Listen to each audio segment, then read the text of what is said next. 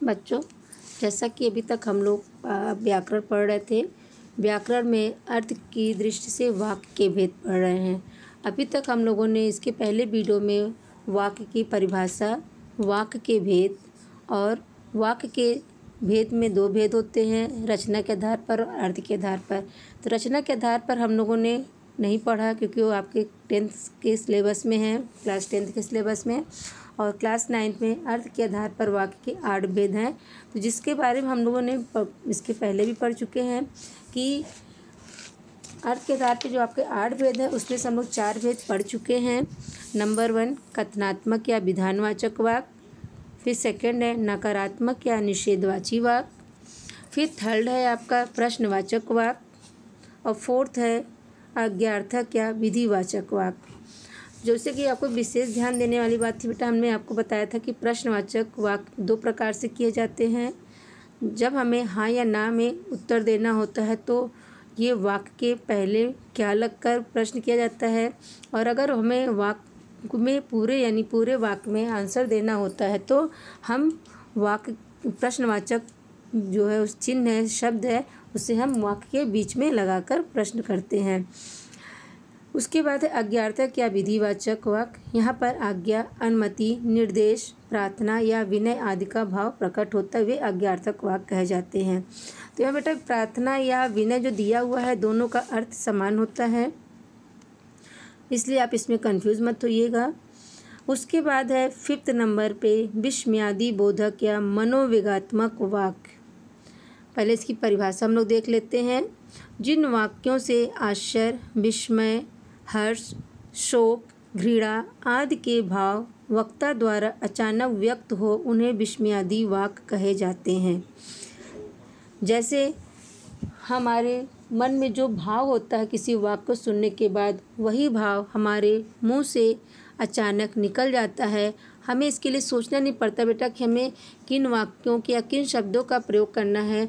हमारे वो वाक्य सुनने के बाद हमारे मन में जो भाव उत्पन्न हो जाता है वही शब्द हमारे मन से निकल जाता है, उसी को मनोविगात्मक वाक्य कहते हैं। अब बेटा जैसे कि हम कोई बात सुनते हैं तो उसके लिए हमारे मन में तुरंत भावना आती है, जैसे किसी की रेलगाड़ी छूट गई तो हम लोग कहते आह या अरे, और या किसी शोक को प्रकट करना होता है तो कहते हे राम। तो ऐसे आदि शब्द होते हैं जिनका प्रयोग हम करके अपने मन के भाव को प्रकट करते हैं।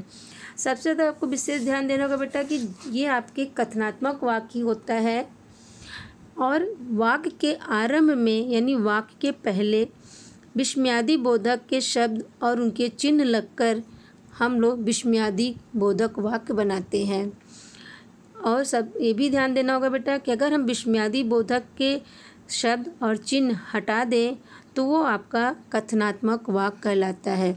यानी विस्मयादि बोधक के शब्द और चिन्ह लगने से वाक्य का कोई परिवर्तन नहीं होता है। ये आप लोग ज़रूर ध्यान रखिएगा, और कथनात्मक वाक्य से को ही हम लोग सारे वाक्यों में परिवर्तन करते हैं। जैसे आपके एक्सरसाइज में दिया हुआ है, अरे इतनी लंबी रेलगाड़ी, यानी ये रेलगाड़ी की विशेषता बता रहा है और इसके मन में भाव आ रहा है कि अरे। उसके बाद है ओह बड़ा जुल्म हो गया, यानी किसी के साथ कोई जुल्म करता है तो उसके लिए वो ओह का शब्द प्रयोग करता है। फिर है आह कैसा सुंदर दृश्य है, यानी कैसा सुंदर दृश्य है, वो दृश्य का वर्णन कर रहा है, वो अच्छे भाव का व्यक्त कर रहा है। फिर है अच्छा ये कविता तुमने लिखी है, यानी उसकी तारीफ कर रहा है कि अच्छा ये कविता तुमने लिखी है। तो ऐसे बहुत से वाक्य हैं, जैसे कोई अच्छे नंबर से पास हो जाता है या कोई अच्छा कार्य करता है तो उसके लिए शाबाश का प्रयोग किया जाता है। कोई ऐसा कार्य करता है जिसके लिए उन्होंने नफरत दिखाते हैं तो छी का वर्णन किया जाता है। और बहुत से ऐसे वाक्य आते हैं जिसके लिए हम अपने मन के भाव द्वारा उनको व्यक्त करते हैं। फिर है 6 नंबर पे इच्छावाचक वाक्य। इच्छा तो हमारी प्रबल होती है और इच्छा हमारी असीमित होती है, इसकी कोई गणना नहीं की जा सकती है। लेकिन आप अपनी परिभाषा पहले देखिए।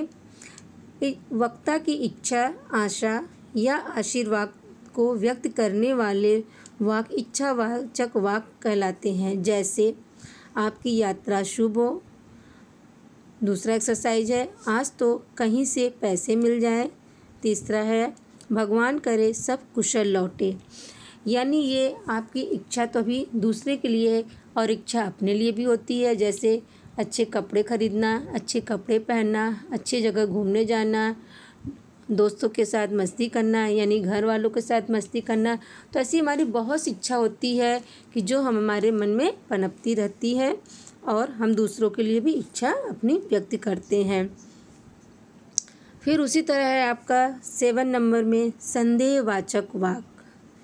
तो कभी बच्चे आप लोग तो संदेह और संकेतवाचक में बहुत ज़्यादा कंफ्यूज हो जाते हैं, क्योंकि दोनों के वाक्य एक जैसे लगते हैं, लेकिन कंफ्यूज होने की ज़रूरत नहीं होती है।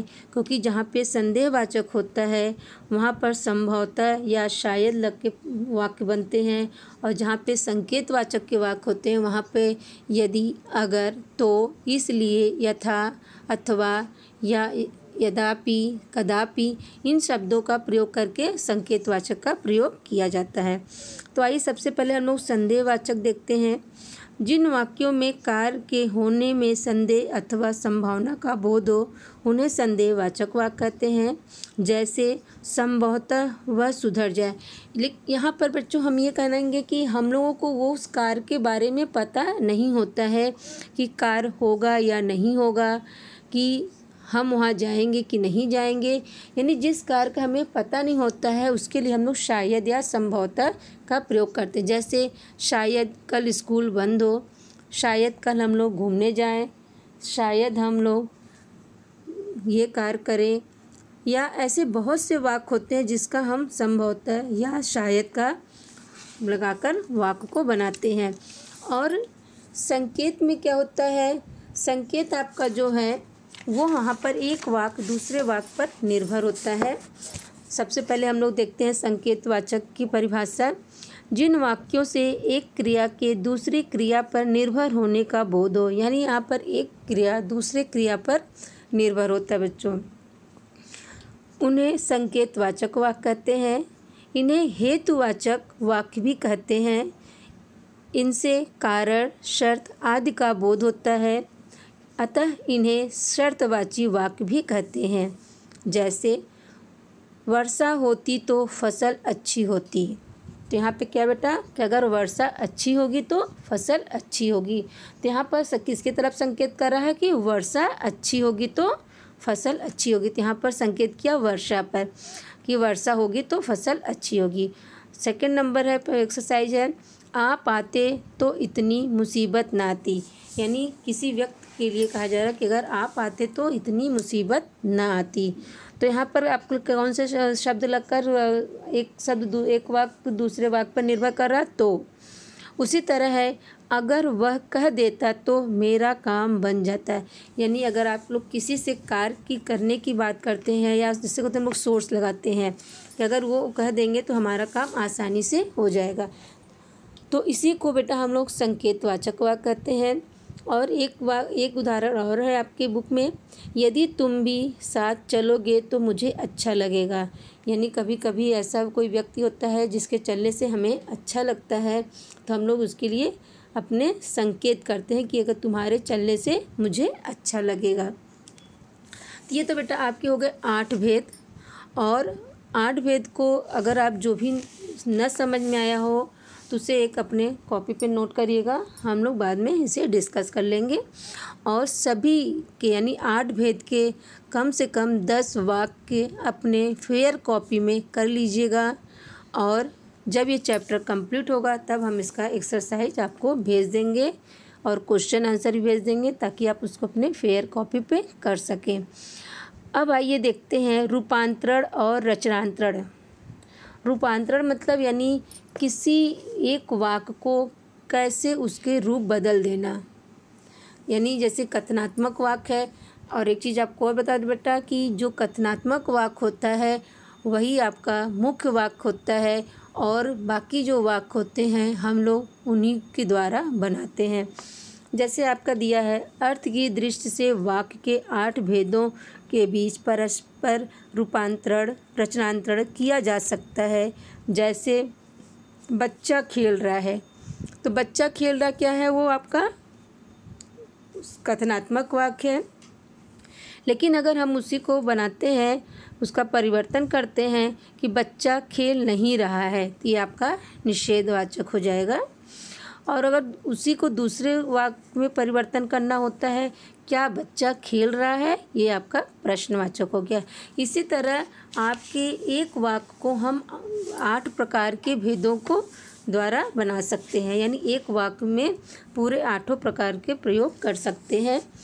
जैसे अभी दिया हुआ है आपके यहाँ पे देखिएगा, वैसे तो किसी भी वाक्य को किसी भी प्रकार के वाक्य में रूपांतरित किया जा सकता है, पर समानता विधानवाचक कथनात्मक वाक्यों को आधार वाक्य माना जाता है, यानी आधार मतलब मुख्य वाक्य माना जाता है, जिनके द्वारा हम अदर वाक्य बनाते हैं, यानी अदर चीज़ें लगाकर हम उसका परिवर्तन करते हैं और उन्हीं का अन्य प्रकार के वाक्यों में रूपांतरण किया जाता है, यानी और उन्हीं वाक्य को उनके रूप में परिवर्तन कर देते हैं।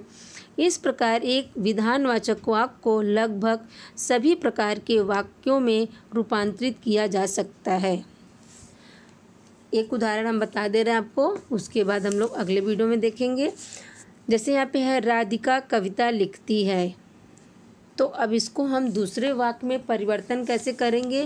जैसे हमको निषेध में करना है, तो हम क्या कहेंगे कि राधिका कविता नहीं लिखती, तो ये क्या हो गया आपका कि राधिका कविता नहीं लिख रही है।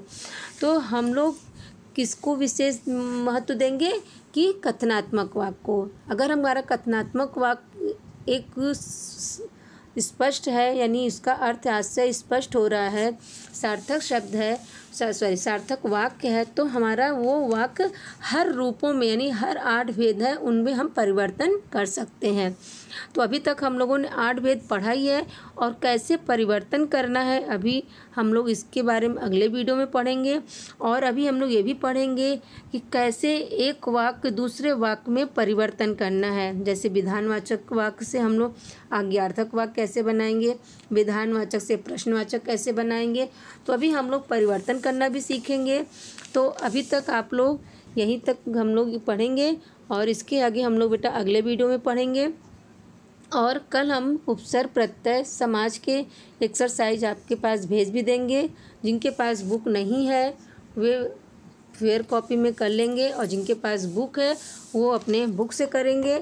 और जो भी एक्सरसाइज आपको समझ में नहीं आएगा उपसर्ग प्रत्यय समास में, तो गलत मत करिएगा, उसे आप लिखकर छोड़ दीजिएगा, हम लोग उसको बाद में देखकर करवा देंगे। तो ये वीडियो बेटा यहीं पे समाप्त करते हैं। इसके आगे रूपांतरण हम लोग आगे पढ़ेंगे, और कैसे एक वाक्य को दूसरे वाक्य में परिवर्तन करना है ये भी हम लोग अगले वीडियो में पढ़ेंगे। इस वीडियो को यहीं पे समाप्त करते हैं बेटा। Thank you.